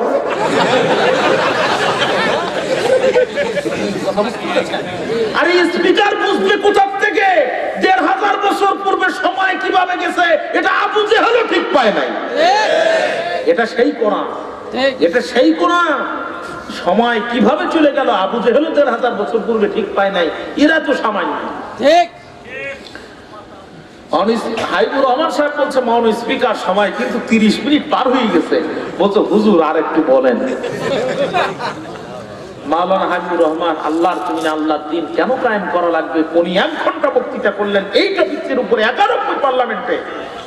বক্তৃতা করার পরে স্পিকার বলছে, মাননীয় সংসদ সদস্য আপনি যে কথাগুলো বলেছেন আসলে কথা, টাটকা কথা, কথার মতো কথা, এগুলো শোনার মতো কথা, শোনা গেল কিন্তু মানা গেল না। কথা বুঝতে পেরেছেন? রাত জেগে ঠান্ডায় চাদর মুড়ি দিয়ে কোরআনের কথা শোনা যায় কিন্তু মানা যায় না। কি বলেন? এই মানবেন না যতদিন কপাল পূর্বে ততদিন। বলছিলাম আবুল মালার বাইরে আমার অর্থমন্ত্রী বিলাল ডাক দিয়ে বললেন, কষ্ট হচ্ছে মনে হয় আপনাদের, আচ্ছা আমি ছেড়ে দেবো, ঠিক আছে। অর্থমন্ত্রী বিলাল বললেন, আমিরুল মুমিনিন খলিফাতুল মুসলিমিন, 2টা শর্ত যদি আপনি পূরণ করতে পারেন আমি বিলাল আপনাকে টাকা দিতে পারি, আর 2টা শর্ত যদি আপনি না পূরণ করতে পারেন আফ্রিকার উগান্ডা বিলালের গলা থেকে যদি অর্থমন্ত্রিত্বর পদটাও কেড়ে নেন, আল্লাহর কসম করে বলি যেই বিলালের রক্ত মক্কার জমিনে ঝরেছে ওই বিলাল একটু মাত্র কষ্ট পাবে না, কিন্তু ঈমান থেকে যদি বিলাল দূরে সরে যায় বিলালের জমিনে বেঁচে থাকার কোনো অর্থ নাই। এই জন্য 2টা শর্ত পূরণ করেন, আগামী 25 দিনের টাকা গ্রহণ করেন। হযরত ওমর কাঁদতে কাঁদতে বিলালকে জড়িয়ে ধরে বললেন, বিলাল বিলাল আমার বুকের মধ্যে আয়, সংসারের অভাব অনাটনে ভুলে গিয়েছিলাম, এই জন্য আমি তোর কাছে টাকা চাইতে এসেছিলাম। তুই তো জানিস রে বিলাল, ওমর যেমন নরম ঠিক তেমন গরম, তুই তো আমারে গরম হওয়ার মতো কোনো কথা বলিস নাই, তুই আমার জান্নাতের পথটা দেখিয়ে দিয়েছিস। তুই তো ভালো করে জানিস ওমরের ভুল যারা ধরিয়ে দেয় তারা ওমরের শত্রু নয়, ওমরের বন্ধু হয়ে যায়। আজকে ওয়াকার বিশ্বনবী সাহাবী হুজুরের হিজরতের সাথী গভীর রাত্রিতে অফিস করে বাড়িতে আসছেন দিনের বেলা, ভুল বললাম দিনের বেলা অফিস করে বাড়িতে এসছেন, এসে দেখে খাবারের টেবিলে অনেকগুলো খাবার। আমরা যদি কষ্ট করে পরিশ্রম করে বাড়িতে যাই আর খাবার টেবিলে যদি শোল মাছের মাথা থাকে, বউ আমার কত ভালো, কিন্তু কোথা থেকে বউ খাবার ম্যানেজ করলো এইটা আমরা জানার প্রয়োজন মনে করি না। হযরত আবু বকর ডাক দিয়ে বলে, বিবি এই খাবারগুলো কোত্থেকে পেয়েছো? স্ত্রী জবাব দিলেন, পানের স্বামী আমার, যেই রেশন আপনি পান, যেই ভাতা আপনি পান, ওখান থেকে কিছু কিছু টাকা বা কিছু কিছু খাবার আলাদা করে রাখি। সপ্তাহে একদিন, মাসে 2 বার আপনার জন্য একটু ভালো খাবারের ব্যবস্থা করি। হযরত আবু বকর ডাক দিয়ে বলে, বিলাল, ও বিলাল, জলদি করে মসজিদে নববীতে যে আযান লাগা। হযরত বিলাল বলে, আমিরুল মুমিনিন, খলিফাতুল মুসলিমিন, মাথা কি আপনার খারাপ হয়ে গেছে? এখন তো বাজে 10:30, জোহরের সময় না, আসরের সময় না, কিসের আযান দিব? ওই আমি বলছি তুই আযান লাগা। হযরত বিলাল যে আযান দিল, মানুষ যখন অসময় আযান শুনতে পেল, বুঝতে পারলো আবু বকর বড় সমস্যায়। আবু বকর জাতির উদ্দেশ্যে বক্তব্য দিতে চায়। মানুষের মাঝে একটা রীতিনীতি ছিল, ও সময় যদি আযান হয় বুঝতে হবে প্রেসিডেন্ট ডাকতেছে, আল্লাহু আকবার বলেন। বিলালের আযান শেষ হতে দেরি হলো, মসজিদে নববী ভরপুর হতে দেরি হলো না। আমিরুল মুমিনিন, খলিফাতুল মুসলিমিন হযরত আবু বকর বক্তব্য দেওয়ার জন্য দাঁড়ায় গেলেন। সম্মানিত ভাইরা আমার, যেই পরিমাণ ভাতা আপনারা আমাকে প্রদান করছেন এটা অনেক বেশি হয়ে যাচ্ছে। আবার স্ত্রী সন্তানেরা বিলাসিতার খাবার গ্রহণ করছে, এটা অত্যন্ত বেশি ভাতা হয়ে যাচ্ছে। আফ্রিকার মুসলমান ভাইরা না খেয়ে মারা যাবে, আর আমি আবু বকর খলিফা হয়ে বেশি বেশি খাবো, এটা রাসূলুল্লাহর আদর্শ হতে পারে না, এটা ইসলাম সাপোর্ট করে না। জোরে জোরে বলেন আল্লাহু আকবার। আর আমাদের এরা আবু বকর বলছে কমাও, আর এরা বলছে শুধু বাড়াও। কথা কোন না কেন? এই কোরআনের শিক্ষা যদি আজকে থাকতো, জিন্দেগি তো এই সমাজ দুর্নীতির আখড়া হতো। সমাজকে যদি আজকে দুর্নীতি মুক্ত করতে হয়, এই সমাজকে যদি আজকে হত্যার ধর্ষণ মুক্ত একটি আধুনিক সমাজ করতে হয়, ১৫০০ বছর পূর্বে হেরা গুহায় নাজিল হওয়া এদেশের এমপি, মন্ত্রী, সচিব, আমলা কামলাকে আল্লাহর কোরআনের শিক্ষায় শিক্ষিত করতে হবে। তাহলে একটি দুর্নীতি মুক্ত সমাজ পাওয়া যাবে, একটি সন্ত্রাস মুক্ত রাষ্ট্র পাওয়া যাবে। এই রাষ্ট্রে আর কারোর ভয় থাকবে না, একটি ভয় থাকবে, সেটি হচ্ছে আল্লাহর ভয়। ঠিক না? ঠিক বলেন। এই সমাজ কি আপনারা চান? এই সমাজ আপনারা চান? কারা কারা চান? দুহাত তোলেন। আমি আরেকটা কথা, মূল্যবান কথা আছে, সেটা বলে দিই। আমি গত সপ্তাহে আমার একটা প্রোগ্রাম ছিল চকরিয়ে, আমি চট্টগ্রামে বিমানে নেমে গাড়িতে যাচ্ছি, তো পাশে একজন বসা ঢাকার একজন বড় অ্যাডভোকেট, যিনি বিদেশ থেকে মাস্টার্স করেছেন, তো আমাকে খুব আদর করতেছেন, বসার জায়গা দিচ্ছেন, গল্প করতেছেন। তো আমি একটা জিজ্ঞাসা করলাম যে আপনাকে দেখে আমার প্রশাসনের লোক মনে হচ্ছে, এত আদর করার কারণ কি? তো বলছেন আপনি ভুল ধরেছেন, আমি অ্যাডভোকেট, মাস্টার্স করেছি লন্ডন থেকে। তাই বললো আপনি আমাকে এত আদর করছেন কেন? বলছে আপনাদের মতো বক্তাদের বক্তৃতার কারণে এখনো এই দেশের নারীরা বোরকা পরে। জি বাংলার স্টার জলসা যেই অভিযান শুরু করেছিল, এদেশের সব মহিলাদেরকে পাখি বানাই থাকতো। কথা কি বুঝতে পেরেছেন? সিরাজগঞ্জের বেলকুচিতে আমার অনেক মাহফিল হয়, আগামীকালও খুকনিতে মাহফিল। তো গেলে বলে হুজুর একটু দোয়া করবেন, ব্যবসা ভালো না। আমি বললাম কারণ কি? হুজুর এখন আর বাংলাদেশে শাড়ি পরতেছে না, সব ইন্ডিয়ান পাখি। আমি বললাম ওটা আমার দোয়া করলে লাভ নেই, দোয়া কাজে লাগবে না। আমি অযথা দোয়া করলে আপনারা টাকা দেবেন, যে হুজুর দোয়া করি 500 টাকা নেন, কাজে লাগবে না, সেটা আমার উপরে হুজুরের আমল ঠিক নেই, ওখানে দোয়ায় কাজ হবে না। গভর্নমেন্টকে বলেন জি বাংলার স্টার জলসা এই মুহূর্তে বন্ধ করে দিতে। পিস টিভি যদি বন্ধ হয়, জি বাংলার স্টার জলসা কেন বন্ধ হবে না? আজকে ভারত তো এক ঢিলে 2 পাখি মেরেছে, জানেন আপনারা? বলছে জাকির নায়কের সাথে ফেসবুকে নাকি, আমি মাসালাগত বিষয়ে পক্ষে বিপক্ষে যাচ্ছি না, ইসলামের ষড়যন্ত্র এক এক ভূখণ্ডে এক এক রকম। আমি মিশরে 2.5 মাস সফর করেছি, আল আজহার, যেখান থেকে আল আজহার বিশ্ববিদ্যালয় তৈরি, সেই মসজিদেও আমি নামাজ পড়েছি। আমি দেখেছি সেখানে এই মাসলা মাসালে কোনো গন্ডগোল নাই, বুকে হাত দিয়ে নামাজ পড়ছে, রফুল আদাইন করছে, কোনো সমস্যা নাই। আজান দিচ্ছে হানাফি কায়দায়, একামত হচ্ছে মালিকি কায়দায়, ইমামতি করতেছেন হাম্বলি কায়দায়, কোনো সমস্যা নাই। সেখানে এই জাতীয় কোনো ওয়াজ নসিহতি নাই। ঠিক, পিতা হানাফি কায়দায় নামাজ পড়ছে, সন্তান মালিকি কায়দায় নামাজ পড়তেছে, হাদিসে আছে, করার কি? কোনো ইখতিলাফ নাই সেখানে। ইসলামের ষড়যন্ত্র এক এক ভূখণ্ডে এক এক রকম, কথা বুঝতে পারছেন? এই যত গন্ডগোল আমাদের ভারত, পাকিস্তান আর বাংলাদেশে, সহিহাদিস যেটা সেটা গ্রহণ করতে হবে। সম্মানিত ভাইরা, আমি ওদিকে যাচ্ছি না। মাসালাগত জাকির নায়েকের মাসালার সাথে কাদের মাসালার কি ভিন্নতা আছে আমি সেই বিষয়ের মধ্যে যাবই না। আমি যেটা বক্তৃতা করতেছি, যে বিষয়টা বোঝাতে চাচ্ছি সেটা হচ্ছে জাকির নায়েকের সাথে ফেসবুকে বাংলাদেশে যারা গুলশানে হামলা করেছে এদের নাকি কারো বন্ধুত্ব ছিল। আমার ফেসবুকে তো আমেরিকার 2-4 জনের বন্ধুত্ব আছে, আর আমি ওয়াজ করতেছি বলি কি ওরা ওয়াজ করবে? কতক্ষণ না কেন? জাকির নায়েকের সাথে ফেসবুকে কোথায় কার বন্ধুত্ব আছে, তাই জন্য যদি পিস টিভি বন্ধ হয়, এই নগ্ননারী নৃত্যের জন্য স্টার জলসার বাংলা কেন বন্ধ হবে না? বাংলা ছবিতে আপনারা কে কি মনে করেন আমি জানি না। জাকির নায়েকের মতো বর্তমান বাংলাদেশের এত টপ লেভেলের স্কলার খুব কমই আছে। বেধর্মীদের জবাব দেওয়ার জন্য মুসলমানদের ফার্স্ট অস্ত্র এখন জাকির নায়েক।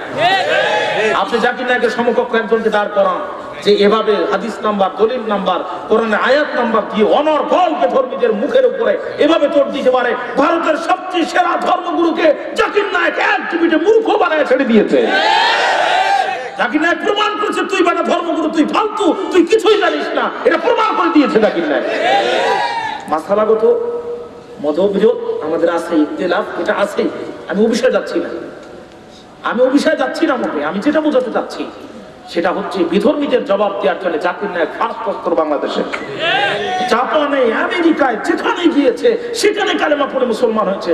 লন্ডনে এক প্রোগ্রামে এত পরিমাণ খ্রিস্টান মুসলমান হয়েছে যে লন্ডন সরকার বাধ্য হয়ে ভয় পেয়ে জাকির নায়েকের প্রবেশে নিষেধ করেছে।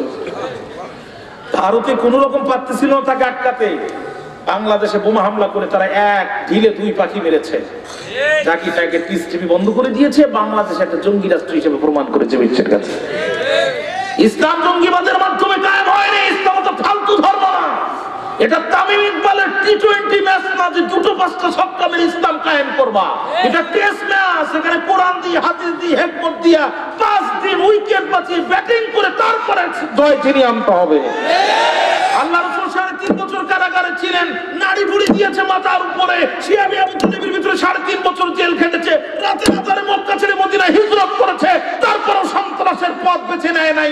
ইসলাম জঙ্গিবাদের মাধ্যমে কায়েম হয়নি, ইসলাম কায়েম হয়েছে একটি বিপ্লবের মাধ্যমে।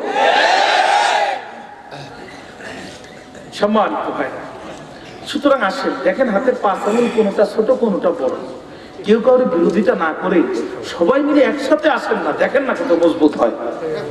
ইখতিলাফ থাকা সত্ত্বেও আসেন আমরা সবাই একসাথে হই। ফরজের ব্যাপারে ইখতিলাফ নাই, কেউ বলেছে নামাজ 6 ওয়াক্ত, কেউ বলেছে নামাজ 4 ওয়াক্ত। ঝামেলা কোথায় যে আর একবার হাত উপরে উঠানো যাবে কিনা, এখানে তো ঝামেলা। নামাজের পরে মুনাজাত করা যাবে কিনা, এখানে তো ঝামেলা। আসেন এটা সব আমরা এক হই, বিধর্মীদের বিরুদ্ধে শক্ত হয়ে দাঁড়াই। তারা বলে আজকে যখন মায়ানমার হামলা করে কিনা সালাফি আর কিনা হানাফি, এইটা দেখে বুদ্ধরা হামলা করে না, ওরা হামলা করে যেটা মুসলমান, এইটা দেখে আজকে তারা হামলা চালায়। আর কবে বুঝবেন, আর কবে বুঝবেন, আর কত রক্ত গেলে বুঝবেন আপনি, আর কত রক্ত গেলে বুঝবেন আপনি। আসেন আমরা এক হয়ে যাই, ছোটখাটো মাসালা যেটা এটা আমরা সমাধান করি। আসেন না এক টেবিলে বসে বসে আমরা এক হয়ে যাই, তাছাড়া আমাদের সামনে পথ নাই সামনে। সম্মানিত ভাইরা, একান্ত আপনজনরা আমার খেয়াল করেন, বলছে হুজুর দোয়া করেন, সব পাখি হয়ে যাবে। বললাম ভাই ওখানে দোয়া কাজে লাগবে না, গভর্নমেন্টকে বলেন জি বাংলার স্টার জলসা এরা যখন দেখে আর ঈদ যখন আসে, মেয়ে চিন্তা করে পাখি আমার কিনতেই হবে, শাশুড়ি চিন্তা করে মেয়ে যদি পাখি পরে, বৌমা যদি ঝুমকো পরে, আমার তো কটকটি হয়ে লাগবে। আপনারা আবার সন্দেহ করেন না যে হুজুর আবার এগুলো দেখে কিনা। আসলে ওয়াজ নসিহত করছি, পত্রিকা পুলিশ যারা দেখে ওদের কাছে একটু ধারণা নিচ্ছি আর কি। কথা কি বুঝতে পেরেছেন? এখানে দোয়া দিয়ে কাজ হবে না, এগুলো বন্ধ করে দিতে হবে। এদেশের নারীদের জেনাকার বানিয়েছে যে বাংলার স্টার জলসা। আমরা ওয়াজ করে কি করবো কোন? ওয়াজ করে যখন ঈদুল আজহার নামাজ পড়ি এসে টিভি সংবাদ দেখি, তখন দেখতে পাই জুম করবো গয়না না কিনে দেওয়ার কারণে এদেশে 7 জন মহিলা স্বামীকে তালাক দিয়ে ঈদের আগের রাত্রি বাপের বাড়িতে পৌঁছে গেছে। আর আমি মাহবুব ঈদের ময়দানে যতই দোয়া করি ওরা কি আর ফিরে আসবে? আসবে না। কথা কি আমি বুঝাতে পেরেছি আপনাদের? 5 বছর ধরে আমি ওয়াজ করবো, 5 জন লোক নামাজি হবে না। প্রধানমন্ত্রী রাত 12টার পরে বলে দিবে যে এখনো 1 মিনিট বাকি আছে 12টা বাজতে। পুলিশের রাতকে অর্ডার দেওয়া হলো, যারা নামাজ পড়বে এদেরকে ধরে নিয়ে কারাগারে ঢুকায় দেন। রাতারাতি যারা জীবনও মসজিদে যায়নি, আগামীকাল ফজরে এরা মুয়াজ্জিন হয়ে আযান দেবে। হ্যাঁ, তাহলে ওয়াজ করবে কারা, আর ওয়াজ করতেছে কিনা? আমাদের ওয়াজে কাজ হবে না। আমাদের 5000 বছরের ওয়াজ প্রধানমন্ত্রী 15 সেকেন্ডের ওয়াজের সময় শুধু মাইক ধরে বলে দেবে র্যাব আর পুলিশকে অর্ডার দেওয়া হলো বেনামাজি নামাজের সময় দেখা মাত্র গ্রেফতার করো। বাপের ক্ষমতা আছে নামাজের সময় হেঁটে যাবে রাস্তা দিয়ে? সমস্ত রাস্তা চলাচল নামাজের সময় বন্ধ থাকবে। আমার ভাই, সুতরাং বিষয়গুলো বুঝতে হবে, ইসলাম কিভাবে কায়েম করতে হয়। রসুল মক্কার জীবনে দাওয়াত দিয়েছেন 23টি বছর, নির্যাতন ছাড়া কিছুই পাননি, নির্যাতন ছাড়া কিছুই পাননি। তারপরে আল্লাহর কাছে রাষ্ট্র ক্ষমতা চেয়ে নিলেন, মদিনায় গেলেন, ল্যান্ড ফোর্স তৈরি করলেন, বিমান বাহিনী, সেনাবাহিনী, নৌবাহিনী, সচিব, ওসি, টিওনো, ম্যাজিস্ট্রেট সব তৈরি করে আসলেন মক্কার দিকে। হুদায়বিয়া সন্ধি হয়ে আবার ব্যাক করতে বাধ্য হলো, আবার আসলাম। যেই মক্কা এত রক্তের বিনিময়ে অর্জিত হয়নি, সেই মক্কা বিনা রক্তে অর্জিত হয়ে গেল। সুতরাং আমাদের বুঝতে হবে, কোরআন এবং হাদিসের মূল স্পিরিট বুঝতে হবে। আপনার মতো টুপি আব্দুল্লাহ বিন উবাই বিন সুলুলের ছিল, আপনার মতো আপনার চেয়ে বড় দাড়ি ছিল, রসুলের পিছনে দাঁড়ায় নামাজ পড়তেন, রসুলের নাম তিনি ঘোষণা করতেন। সূরাতুল মুনাফিকুনের তাফসীর পড়েন, রসুলের নাম তিনি দাঁড়ায় ঘোষণা করতেন যে এখন দুজাহানের নবী আপনাদের সামনে বক্তব্য করবেন। সে আব্দুল্লাহ বিন সুলুল রসুলের মতো টুপি, রসুলের মতো পাগড়ি, রসুলের মতো পাঞ্জাবি নিয়ে কবরে যখন দিয়া নবী দোয়া করলো, আল্লাহ কয় please don't call me today, I can not receive your phone. আজকে আমারে রিং দেবেন না, আমি আল্লাহ আন্তরিকভাবে দুঃখিত যে আজকে আমি আমার বন্ধুর রিংটা রিসিভ করতে পারবো না। আল্লাহ নবীকে, আল্লাহ 70 বার রিং দেবো, আপনি কতবার রিসিভ করবেন না? আল্লাহ কয় নবী 70 বারের অধিক দিলেও আমি ধরবো না। আব্দুল্লাহ বিন উবাই বিন সুলুলের পার্থক্য ছিল, রসুলের উপরে নাজিল হওয়াই কোরআন দিয়ে রাষ্ট্র চলুক, রসুল নেতা হোক এটাও চাইতো না। কথা বুঝতে পেরেছেন? আমাদের অনেক কিছু আছে, আমরা হজ করি প্রতি বছর, এমন নেতা নেত্রী দেশে অভাব নাই, কিন্তু নবীর উপরে নাজিল হওয়া কোরআন দিয়ে রাষ্ট্র চলুক এটা আমি চাই না। এটা না চাওয়ার কারণে আব্দুল্লাহ বিন উবাই বিন সুলুল যদি জাহান্নামে যায়, আমরা জান্নাতে যাওয়ার স্বপ্ন দেখি কোন পথে, সেটাও আমাদের বিবেচনা করা দরকার। মা বোনেরা, please save your character, your son, your family, your iman, your akida, your tahzib and your tamaddun from the Zee Bangla Star Jalsha. Zee Bangla Star Jalsha থেকে নিজেদেরকে সাবধান হন, বাঁচান নিজেদেরকে, সংসারগুলোকে বাঁচান। রাত্রের বেলা যদি কোনো রকম মিস হয়, সকাল 9:30টায় কাজা আদায় করে। হ্যাঁ, নামাজ কয়েক তো ছুটি গেল, এর কাজা পড়া লাগবে কিনা এইটা মনে থাকে না, কিন্তু ঝুমকো যদি মিস হয়ে যায় মাথায় কাজ করে না। এগুলো বাদ দেন, এগুলো বাদ দিয়ে আসেন, কোরআনের পক্ষে আসেন, ইসলামের পক্ষে আসেন। একজন আমার বলছে, হুজুর একটু ওয়াজ করেন, এলাকায় স্বামী স্ত্রীর মহব্বতের মারাত্মক খারাপ অবস্থা। আমি বললাম ঘরের মধ্যে কি জি বাংলা আছে? কয় হুজুর আছে। ও আমার দোয়ায় কাজ হবে না, দোয়া করো যা, না করো তা, যা যাবো যা, তা যাবো তা, যা তা, ও কাজে লাগবে না। অবস্থা এখন এমন, অবস্থা এখন এমন যে বিয়ে হয়েছে, পিতা মাতার সাথে বিয়ে করছে, কিন্তু কেউ কারোর সাথে বনাবনি নাই। যাদের মার বিয়ে হলো স্বামী স্ত্রী, পরিস্থিতি এতই জটিল হয়ে গেছে যে কেউ কারোর সাথে এক বিছানায় 1.5 মাসও থাকার সুযোগ হয়নি। চোর, গ্রামের চোর, 7 দিন না খাওয়া, চুরি করতে ঢুকছে, মুখের মধ্যে একটু আল কাতরা টালকা মাইখা যাতে না চিনতে পারে, ঢুকেই তাকে ঘরের লাইট জ্বালানো, চোর ধরা খেয়ে গেছে। আর বউ ছিল খাটের উপরে, স্বামী ছিল খাটের নিচে। চোরকে দেখে ভূত ভেগা ভয় পেয়ে একবারে আউমাম করতে দিয়ে স্বামীকে জড়াই ধরছে। চোর তখন স্বামী কয় বলছে, ভাই আমি তোর গ্রামের লোক, না খেয়ে ঢুকছি, ভাই রে পেটে খাবার নিয়ে মাফ করে দে। তুই পাগল না? তুই আমার কত উপকার করেছিস জানিস? তুই, আমি তোরে মাফ করবি, তুই আমারে মাফ কর। তুই যে উপকার করেছিস এই উপকার আমার বাপও করেন নাই। আজ 1.5 মাস বিয়ে করেছি, বউ কোনোদিন কাছে আসে নাই, তোর বরকতে বউ আমার কাছে আসলো, কি চাবি কর? এই হয়ে গেছে আমাদের সংসারের অবস্থা, এই হয়ে গেছে আমাদের পরিস্থিতি। আসেন না, আল্লাহ রাসূল বলছেন তোমরা প্রত্যেকে রাখাল, কুল্লুকুম রাঈন ওয়া কুল্লুকুম মাসউলুন আন রাইয়াতিহি। তোমাদেরকে কিয়ামতের দিন এই রাখালি করার ব্যাপারে প্রশ্ন করা হবে। বলতে পারে হুজুর সাতক্ষীরা থেকে বগুড়া এসে ওয়াজ করিয়া আর কিছু পালেন না, আমাদেরকে রাখাল বানায় গেলেন? আরে রাসূল তো রাখাল ছিল। আমি যখন আরব বিশ্বে ঘুরেছি তখন আমি একটু পায়ের জুতা খুলে একটু বালুতে হাঁটার চেষ্টা করেছি, এই উত্তপ্ত বালুতে নবীরা কিভাবে ছাগল চড়াতেন। কারণ এই ছাগলের মতো এত বেদনা জাতি পৃথিবীতে নাই। আকাশে মেঘ হবে, বৃষ্টি হবে, ছাগলকে ভালো মনে করে মাঠ থেকে গলায় দড়ি দিয়ে সামনের দিকে টানবেন, ও 2 পায়ে স্ট্যান্ড গান মেশিনের মতো বসাই দিবে, মুন্ডু ছিঁড়ে যাবে, কিন্তু আমি সামনে যাব না। হ্যাঁ, এই উম্মতের ভিতরে, রসুলের উম্মতের ভিতরে কিছু উম্মত আছে কোরআন হাদিস এরকম দেখি বলে কেন এ যদি বেশি শরবত করে ওরে খাওয়ার তাও মুন্ডু ছিঁড়ে যাবে, কিন্তু ইসলামের দিকে যাবে না।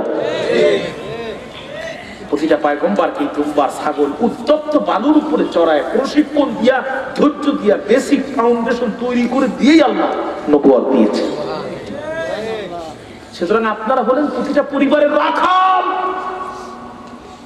আপনি মিয়া সন্তানের ঘুমের ডিস্টার্ব হয় বলে ফজরে ডাকলেন না, কত বড় ক্ষতি করলেন আপনি জানেন? আপনার সন্তানের একটু ঘুমের ডিস্টার্ব হয় বলে বাপ হিসেবে আপনি উপকার করলেন না, ওরা তো জাহান্নামে ছেড়ে দিলেন। ওর তো এক উক্ত নামাজের বিনা আসি হোক বা জাহান্নাম হবে, আপনি উপকার করেন নাই, ওরা জাহান্নামের আগুনে ঢুকাই দিয়েছেন। আচ্ছা, কেউ কি চান তার সন্তান জাহান্নামের আগুনে এই মুহূর্তে আজকে আগুনে ফেলে দেওয়া হোক? এরা কি কেউ চান? তাহলে কোন সাহসে নিজে নামাজ পড়ার সময় সন্তানকে ডেকে নিয়ে মসজিদে যান না? আপনি কি ভেবেছেন কিয়ামতের দিন আপনাকে জিজ্ঞাসা করা হবে না? কিয়ামতের দিন অবশ্যই আপনাকে জিজ্ঞাসা করা হবে। পরিবারগুলো এক টেবিলে বসেন, খাতা কলম নিয়ে একটু হিসাব করেন। স্ত্রীর এই সপ্তাহে কয়েকটা নামাজ কাজা, কেন কাজা হিসাব করেন। স্ত্রী স্বামীর হিসাব নেন, কেন তুমি ফজরে যাও নাই। স্বামী যদি একটু অলস হয়, আগে ভাগে ঘুম থেকে ওঠেন, একটু পানি গরম করেন, স্বামীকে রেডি করে মসজিদে পাঠায় আপনি যায় নামাজে দাঁড়ায় যান।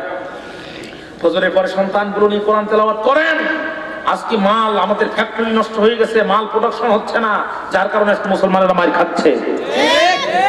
আজকে খালিদ বিন ওয়ালিদের মতো সন্তান মুসলিম নারীরা জন্ম দিতে পারছে না, তারেক বিন জিয়াদের মতো বীর মুজাহিদ মুসলিম নারীরা আজকে প্রোডাকশন দিতে পারছে না, যার কারণে গোটা পৃথিবীতে মুসলমান মার খাচ্ছে। বদিউজ্জামান নুরুসি রাহমাহুল্লাহ তুরস্কের কৃতি সন্তান, যিনি 30 পারা কোরআনের তাফসীর লিখেছেন। এত মেধাবী সন্তান তিনি ছিলেন যে তার কোনো উস্তাদ তাকে পড়াতে পারতেন না। বাধ্য হয়ে তার উস্তাদরা তার পিতা মাতাকে ডাক দিয়ে বলেছে, এই সন্তান কেমনে জন্ম দিলেন বলেন। কিন্তু পড়ানোই যায় না, আমাদেরই ভুল ধরি বসে, এর ক্লাসেই বসা যায়। তার বাবা জবাব দিল, আমি যেই দিন চিন্তা করলাম আমার সন্তান হবে সেই দিন থেকে নিয়ত করেছিলাম তরমুজের খোলাও যদি খেতে হয় আমার সন্তানকে খাওয়াবো, কিন্তু হারাম খাওয়াবো না। তরমুজের খোলা খেয়ে যদি আমাদের জীবন কাটাতে হয়, সন্তানকে হারাম খাওয়াবো না। আজকে সুদ ঘুষ দেখা দেখি নাই, 200 কোটি টাকার মালিক, আপনি লজ্জাও করে না? ইহুদিদের মতো সুদ খান ব্যাংকে যাইয়া। মা বলছে যে এই দিন সন্তান আমার পেটে আসলো ওই দিন আমি চিন্তা করেছিলাম আমার বদিউজ্জামান নুরুসি যতদিন পেটে থাকবে আমি ঘুম থেকে উঠেই মনে মনে কোরআন তেলাওয়াত করব, ঘুমানো যাবার আগ পর্যন্ত বিনা উজুতে একটি পা মাটিতে দেব না, বিনা উজুতে আমার সন্তানকে এক ফোঁটা দুধ খাওয়াবো না। শিক্ষকরা মাথা নিচু করে বলতে বাধ্য করেছিলেন যে আপনাদের মতো পিতামাতার ফ্যাক্টরি পারে এরকম সন্তান জন্ম দিতে। আর আজকে স্টার জলসা দেখতে দেখতে জন্ম দেয়, আর জি বাংলা দেখতে দেখতে দুধ খাওয়ায়, আর ওই সন্তান শাহবাগের ইমদারের পিছনে যে স্লোগান দেয়। আমি যদি উচিত কথা কই তো আমার বাড়ি ফিরে যাওয়া লাগবে না, কারা পিঠের উপর দিয়ে যাবে না মই, এরপরে ধরে নিয়ে খাবে না জলেশ্বরী তোলা টাটকা টাটকা দই। কথা বুঝতে পেরেছেন? আজকে মা বোনদের ফ্যাক্টরি নষ্ট হয়ে গেছে। আমাদের এলাকায় একজনের নাম হচ্ছে আব্দুল সালাম। ওয়াজ করবো না তাও তো 12টা পার হয়ে গেছে। হ্যাঁ না, কালকে মাহফিল আছে। আব্দুল সালাম তো চিন্তা করলো আমি একটা ইটের ভাটার মালিক হব। তা আব্দুল সালাম যদি সম্পূর্ণ লেগে যায় 3টা ইট হবে। কথা বল না, এত বড় ইট কি কেউ কিনবে? আব্দুল সালাম লিখলে কয় হাত ইট হয় চিন্তা করতে কিনবে কেউ? চিন্তা করলো ফার্মা যে তৈরি করে ইটের ওই যে বক্সটা যে তৈরি করে ফার্মা মিথ্যেই তাকে যে বলছে তুই লিখবি এ দিবি ফুল স্টপ, এরপর দিবি এস, এ full stop S Abdul Salam. Farmer স্ত্রীর সাথে ওই জন্য সমস্যা, স্ত্রী ও সমস্যার সাথে স্ত্রী কঠিন সমস্যা, মাথা ঠিক নাই। এ লিখছে ঠিক আছে, ফুল স্টপ সমস্যা নাই, এস এর অর্ধেক লিখছে আর অর্ধেক লেগে নেই। এখন এই full stop S Abdul Salam হবে, কিন্তু অর্ধেক লিখলে আব্দুল সালাম হবে না, আব্দুল আংটা হবে। অর্ধেক লিখলে আব্দুল আংটা বা বর্ষি, যেটা দিয়ে মাছ ধরে। কিয়ামত পর্যন্ত ওই ফার্মা দিয়ে যত ইট তৈরি হবে একটাও আব্দুল সালাম হবে না, সব আব্দুল আংটা হবে। কত বলেন না কেন? জি বাংলা স্টার জলসা দেখা টাইট ফিটিং পোশাক পরিয়া রাজপথে যাইয়া যুবকদের নজর নিজের দিকে নিতে নিতে এক ফ্যাক্টরি আব্দুল সালাম নাই, সব আব্দুল আংটা হইছে। ওটা দিয়ে যেটাই জন্ম নিচ্ছে একটাও আব্দুল সালাম হবে না। ও 2000 সন্তান জন্ম দিলেও একটাও ইসলামের পক্ষে কোনো উপকারে আসবে না। সুতরাং আগে ফ্যাক্টরি ঠিক করেন, কারেকশন দ্য ফ্যাক্টরি, আগে ফ্যাক্টরি ঠিক করেন, রিপিট করেন আগে ফ্যাক্টরি, তারপরে সন্তান জন্ম দেন। খবরদার এই অবস্থায় সন্তান জন্ম দিবেন, আজকে সন্তানের হাতে পিতা কোন হচ্ছে এমনি না, চরিত্রিক কোনো জন্মই দিতে পারেন ঠিক মতো করে। কথা কি বুঝে গেছে? অনেক সময় আবেগের কারণে অনেক রাগ করে হয়তো কথা বলেছি আপনাদের, কিন্তু এর বাস্তবতাটা অনেক নির্মম। কেন আজকে আমরা মার খাবো? আমাদের হাতে তেল, আমাদের হাতে গ্যাস, আমাদের হাতে সোনা, আমাদের হাতে রূপো, আমাদের হাতে ইউরেনিয়াম, পৃথিবীর মাস্টারটা আমাদের। আমরা কেন মার খাবো? আমরাই তো পৃথিবী চালাবো, আমরাই পৃথিবী চালাবো, আমরা কেন মার খাবো? মুসলমানদের জেদ ছাড়া 1 কেজি সোনা আল্লাহ কোথাও দেয় নাই, 100 গ্রাম রৌপ্য আল্লাহ কোথাও দেয় নাই। আমরা কোন দুঃখে মার খাবো? আমাদের টাকা দিয়ে পৃথিবীর ইলেকট্রিসিটি চলে, আমাদের বিমান দিয়ে তেল দিয়ে পৃথিবীর বিমান চলে। আমরা যদি তেল বন্ধ করে দিই, পৃথিবীর একটা বিমান আকাশে উঠতে পারবে না। আমরা কেন মার খাবো? চিন্তা করতে হবে, সিদ্ধান্ত নিতে হবে, সন্তানগুলোকে উচ্চশিক্ষিত বানাতে হবে, কোরআনের শিক্ষা দিতে হবে, ছেলে হোক আর মেয়ে হোক। প্রথম কথা কোরআনের হাফেজ, তারপরে অন্য কথা। ডাক্তার বানাতে হবে, ইঞ্জিনিয়ার বানাতে হবে, ব্যারিস্টার বানাতে হবে, বড় বুদ্ধিজীবী বানাতে হবে। মুসলমানদের মাথা উঁচু করে এরকম কোয়ালিটিপূর্ণ সন্তান তৈরি করতে হবে। সন্তানকে মানুষ না করে যে সম্পদ আপনি গোছাচ্ছেন, এই সন্তান ওই সম্পদ গাজার ফেন্সিলিস দিয়ে সব শেষ করে ফেলে দিবে। সুতরাং সম্পদের পিছনে মনোযোগ দেওয়ার আগে সন্তানের পিছনে মনোযোগ দেন। সন্তান যদি মানুষের মতো মানুষ বানাতে পারে, সম্পদ চতুর্গুণ হয়ে যাবে। ঠিক না ঠিক বলেন? ইউনিভার্সিটির টিচারের ছেলে, ইউনিভার্সিটির টিচারের ছেলে 25,000 টাকা দামের শার্ট 25 টাকা বিক্রি করে ফেন্সিডিল খাইছে, এরকম রিপোর্ট আমার কাছে আছে। সুতরাং সন্তানগুলোকে কোরআন শিখান। আল্লাহ পাক আমাদেরকে কবুল করুন।